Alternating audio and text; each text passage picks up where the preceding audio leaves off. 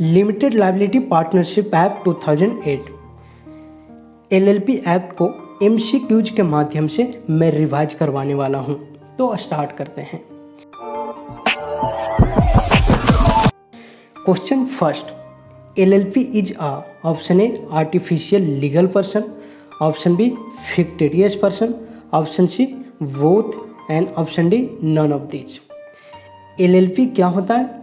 LLP artificial legal person है। Artificial legal person किसे कहते हैं? आर्टिफिशियल लीगल पर्सन का मतलब होता है जो कि नेचुरल पर्सन नहीं है, जो कि नेचुरल पर्सन नहीं है, जिसको कि कंपनी यानी लॉ के द्वारा, जिसको लॉ के द्वारा, कानून के द्वारा क्रिएट किया गया हो, उसको लीगल आर्टिफिशियल लीगल पर्सन कहेंगे। ठीक है। फिक्टिशियस पर्सन मीन्स होता है काल्पनिक पर्सन। क्या? काल्पनिक। तो एलएलपी आर्टिफिशियल लीगल पर्सन है, इसको लॉ के द्वारा क्रिएट किया गया है और जो क्रिएशन होता है एलएलपी एक्ट 2008 के तहत। और जैसा कि आपने कंपनी पढ़े होंगे, कंपनी एक्ट 2013, तो कंपनी का भी क्रिएशन होने के बाद कंपनी भी आर्टिफिशियल लीगल पर्सन है। इसमें separate legal entity concept applicable होता है। कंपनी में separate legal entity concept applicable होता है। सेपरेट लीगल एंटिटी कॉन्सेप्ट कहता है कि जैसे ही कंपनी रजिस्टर्ड हुआ, कंपनी का मेंबर और कंपनी दोनों अलग अलग माना जाएगा, दोनों अलग अलग ट्रीट किया जाएगा। ठीक है। तो कंपनी और मेंबर के बीच प्रिंसिपल और एजेंट का रिलेशनशिप नहीं होगा। प्रिंसिपल एंड एजेंट का रिलेशनशिप नहीं होगा क्योंकि दोनों अलग अलग माना जा रहा है। लेकिन अब एलएलपी में देखिए, एलएलपी भी सेपरेट लीगल एंटिटी कॉन्सेप्ट को फॉलो करता है, लेकिन एलएलपी में मेंबर जो पार्टनर है, पार्टनर और एलएलपी, इन दोनों में principal and agent relationship exist करता है। ऐसा क्यों? एलएलपी जो है कंपनी और फर्म, पार्टनरशिप फर्म, दोनों का मिक्सचर, दोनों को मिक्स करके एलएलपी क्रिएट किया गया है। इसलिए कंपनी का भी फीचर एलएलपी में है और पार्टनरशिप का भी फीचर एलएलपी में है। लेकिन एक चीज़ आप ध्यान रखना कि पार्टनरशिप एक्ट एलएलपी पर एप्लीकेबल नहीं होता है। पार्टनरशिप एक्ट एलएलपी पर एप्लीकेबल नहीं होता है। ठीक है। तो होप सो आपको एक ओवरव्यू मिल गया होगा एलएलपी के बारे में। इसमें कंपनी और एलएलपी में डिफरेंस क्या है? एलएलपी और कंपनी में डिफरेंस मेन यही है कि एलएलपी में पार्टनर और एलएलपी के बीच एजेंट का रिलेशनशिप एग्जिस्ट करता है, जबकि कंपनी में कंपनी और मेंबर के बीच एजेंट का रिलेशनशिप एग्जिस्ट नहीं करता है। ठीक है। चलिए नेक्स्ट क्वेश्चन देखते हैं। Partners liability of LLP. LLP में पार्टनर का लायबिलिटी क्या होता है? Option A limited, option B unlimited, option C both and option D none of this. तो मैं बता दूं, पार्टनर्स का लायबिलिटी एलएलपी के केस में लिमिटेड होता है।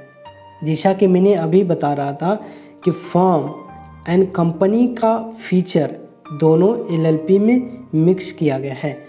तो कंपनी में जो लायबिलिटी होता है लिमिटेड होता है। कंपनी का लायबिलिटी मेंबर के बीच लिमिटेड होता है, तो ए वाला फीचर एलएलपी में भी एप्लीकेबल हो गया।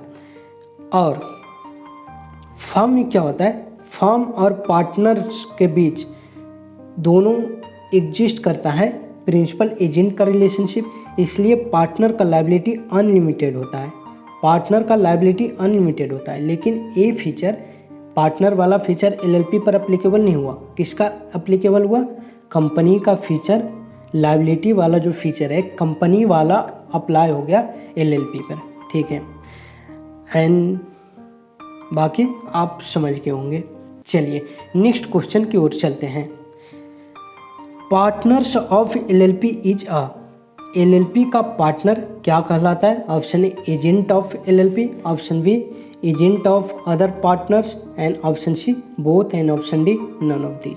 तो अभी मैंने क्या बोला कि एलएलपी और पार्टनर दोनों के बीच प्रिंसिपल एंड एजेंट का रिलेशनशिप एग्जिस्ट करता है, इसलिए पार्टनर्स एलएलपी का एजेंट है, न कि अदर पार्टनर का। किसका एजेंट है? एलएलपी का एजेंट। ऑप्शन ए करेक्ट हो जाएगा। एंड कंपनी के केस में मैंने क्या बताया कि कंपनी में कंपनी और मेंबर में पार्टनरशिप, कंपनी और मेंबर में जो लायबिलिटी होता है लिमिटेड होता है और इसमें प्रिंसिपल एंड एजेंट का रिलेशनशिप एग्जिस्ट नहीं करता है। ठीक है, समझिए, ये एलएलपी हो गया, ये पार्टनरशिप फॉर्म हो गया और एक कंपनी हो गया। ठीक है, एलएलपी और पार्टनरशिप फॉर्म में पार्टनर होता है, पार्टनर, एंड कंपनी में मेंबर होता है। ठीक है, मेंबर या शेयर होल्डर। तो जब रजिस्ट्रेशन हो जाता है या पार्टनरशिप फॉर्म, एलएलपी या कंपनी का रजिस्ट्रेशन के बाद कंपनी में separate legal entity concept apply हो जाता है। एलएलपी में भी एक कॉन्सेप्ट अप्लीकेबल हो जाता है, सेपरेट लीगल एंटिटी वाला, लेकिन पार्टनरशिप और पार्टनर में सेपरेट लीगल एंटिटी का कॉन्सेप्ट अप्लीकेबल नहीं होता है। फर्म और पार्टनर दोनों एक ही ट्रीट किया जाता है, दोनों को एक माना जाता है। इसलिए पार्टनरशिप फॉर्म का लायबिलिटी पार्टनर का लायबिलिटी पार्टनरशिप फॉर्म में अनलिमिटेड होता है, अनलिमिटेड। कंपनी में मेंबर का लायबिलिटी लिमिटेड होता है। तो ए वाला फीचर कंपनी का लायबिलिटी लिमिटेड वाला एलएलपी में भी आ गया, लिमिटेड लायबिलिटी पार्टनरशिप।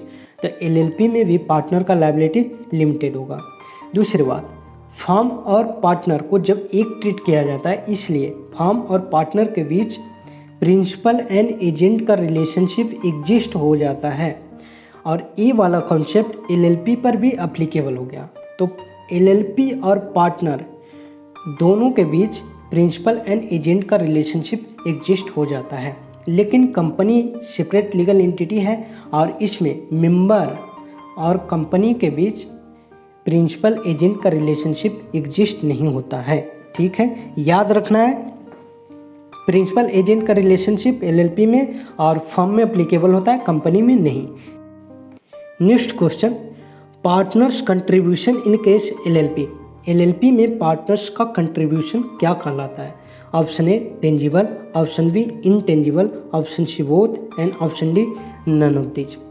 पार्टनर्स का कंट्रीब्यूशन एलएलपी के केस में टेंजिबल और इनटेंजिबल दोनों होता है, इसलिए इसका करेक्ट आंसर ऑप्शन सी हो जाएगा। Next question, which are responsible for legal compliance. Legal compliance के लिए कौन रिस्पॉन्सिबल होगा? एलएलपी एक्ट में लीगल कंप्लायंस के लिए कौन सा रिस्पॉन्सिबल होगा? Option A partners, option B designated partners, option C both and option D none of these. देखिए, एलएलपी में मेंबर्स पार्टनर्स के बाद मैं बता दूं, पार्टनर दो तरह के होते हैं। एक तो सिंपल पार्टनर हो गया, एक को बोलते हैं डीपी, डेजिग्नेटेड पार्टनर। तो सिंपल पार्टनर भी मिनिमम 2 होगा और डेजिग्नेटेड पार्टनर भी मिनिमम 2 होना जरूरी है। जब तक डेजिग्नेटेड पार्टनर 2 नहीं रहेगा तब तक एलएलपी क्रिएट नहीं होगा। और जब मिनिमम 2 डेजिग्नेटेड पार्टनर रहेगा, इनमें से एक, इन 2 में से एक रेसिडेंस ऑफ इंडिया होना जरूरी है। 2 डेजिग्नेटेड पार्टनर जरूरी है जिसमें से एक रेसिडेंस होना जरूरी है। मान लिया जाए कि ए और बी 2 डेजिग्नेटेड पार्टनर हैं, दोनों फॉरेन का है, क्या इंडिया में एलएलपी क्रिएट होगा? जी नहीं। दोनों अगर फॉरेन का है तो एलएलपी इंडिया में क्रिएट नहीं होगा। अगर ए और बी है रेसिडेंस इंडिया में रहता है तो इस केस में एलएलपी क्रिएट हो जाएगा।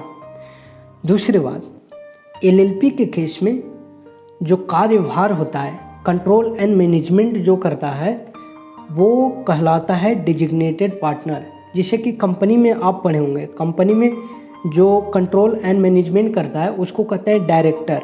ठीक है, तो कंपनी के केस में कंपनी के लिए जिम्मेदारी डायरेक्टर के ऊपर होता है, लेकिन एलएलपी के केस में एलएलपी के लिए रिस्पॉन्सिबल डेजिग्नेटेड पार्टनर होगा। कौन? डेजिग्नेटेड पार्टनर होगा।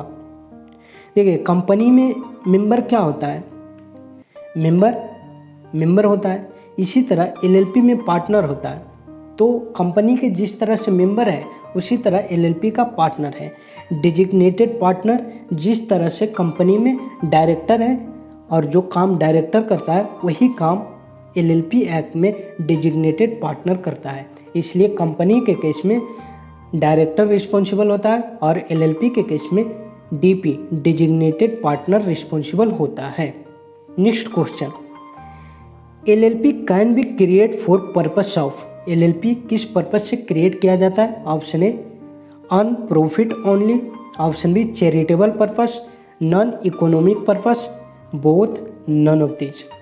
देखिए एलएलपी का क्रिएशन अभी मैंने पर्पस बताया था, किस पर्पस के लिए? सिर्फ और सिर्फ प्रॉफिट पर्पस से क्रिएट किया जाता है, चैरिटेबल नॉन इकोनॉमिक पर्पस से नहीं। ठीक है, ध्यान में रखना है।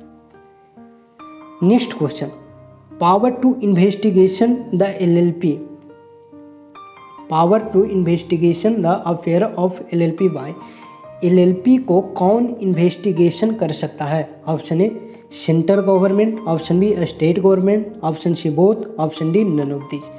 तो एलएलपी एक्ट में एलएलपी को इन्वेस्टिगेट करने का पावर सेंट्रल गवर्नमेंट के पास है। किसके पास है? सेंट्रल गवर्नमेंट के पास सेक्शन 43 अलाउ देता है, सेक्शन 43 पावर देता है। Next question, partnership act 1932 apply to LLP. Option A yes, option B no, C partly yes, D partly no. इसका करेक्ट आंसर क्या होगा? पार्टनरशिप एक्ट 1932 एलएलपी पर अप्लीकेबल नहीं होता है। तो क्या इसका करेक्ट आंसर होगा? Partnership act 1932 not apply, option B correct. ठीक है, ध्यान रहे पार्टनरशिप एक्ट 1932 एलएलपी पर अप्लीकेबल नहीं होता है। Next question, LLP act 2008 four some. LLP act कब अप्लीकेबल हो गया था? ऑप्शन ए 7 जनवरी 2008, ऑप्शन बी 7 जनवरी 2009 and option C 31 March 2009 and option D 31 March 2008। तो इसका करेक्ट आंसर क्या होगा? 31 March 2009, option C correct. LLP act 2008 का है, ठीक है, लेकिन ये बिल पास हुआ था 7 जनवरी 2009 में, 7 जनवरी 2009 में। और जिस कमेटी ने रिकमेंड किया था वो कमेटी का नाम था जे ईरानी कमेटी, जे ईरानी कमेटी, ईरानी कमेटी। एक कमेटी रिकमेंड किया था 2005 में, 2005 में, ध्यान रहे जे ईरानी कमेटी 2005 में रिकमेंड किया था कि एलएलपी एक्ट लागू होना चाहिए भारत में। लेकिन एक्ट बना कब? 2008 में, और ये एक्ट पास हो गया और अप्लाई हो गया 31 मार्च 2009 को। ठीक है, तो इसमें मेन बात यही रखना याद कि एक्ट है 2008 का, अप्लीकेबल हुआ 31 मार्च 2009 में, और जो कमेटी रिकमेंड किया था उसका नाम है J Irani committee. Next question, DIN is compulsory for designated partner. क्या डेजिग्नेटेड पार्टनर के लिए डीन कंपलसरी है? Option A yes, no, option B no, option C D.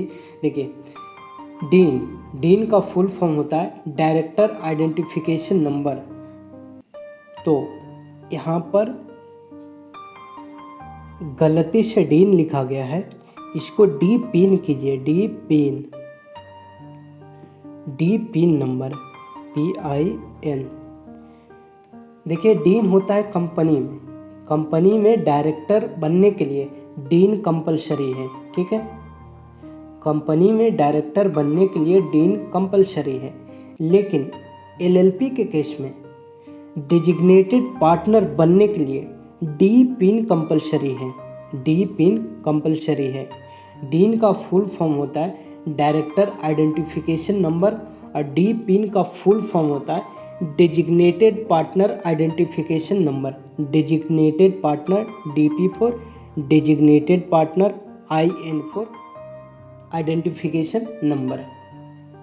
ठीक है। Next question, when audit of LLP is compulsory, कब LLP का audit compulsory है? Option A, अगर turnover, if turnover up to 40 lakh and contribution up to 25 lakh. Option B, if turnover exceed 40 lakh and contribution exceed 25 lakh. इसका मैं correct answer पे ही चलता हूँ, ज़्यादा कन्फ्यूजन हो जाएगा आपको। ऑडिट कंपल्सरी हो जाएगा अगर LLP में टर्नओवर एक्सीड करता है, LLP में टर्नओवर एक्सीड करता है 40 लाख से, ठीक है, 40 लाख से, और कंट्रीब्यूशन एक्सीड करता है 25 लाख से। अगर टर्नओवर 40 लाख से ज़्यादा और कंट्रीब्यूशन 25 लाख से ज़्यादा तो ऑडिट करवाना कंपलसरी हो जाएगा। ठीक है। Next question, when annual return of LLP is compulsory, कब LLP में एनुअल रिटर्न फाइल करना कंपलसरी हो जाएगा? तो इसका मैं सीधे सॉल्यूशन पर चलता हूँ। जब LLP में टर्नओवर 5 करोड़ से ज़्यादा हो जाए और कंट्रीब्यूशन 50 लाख से ज़्यादा हो जाए। टर्नओवर 5 करोड़ से ज़्यादा, कंट्रीब्यूशन 50 लाख से ज़्यादा, उस केस में एनुअल रिटर्न फाइल करना कंपलसरी हो जाएगा। तो ध्यान रखें, ऑडिट के केस में टर्नओवर और एनुअल रिटर्न कितना था? टर्नओवर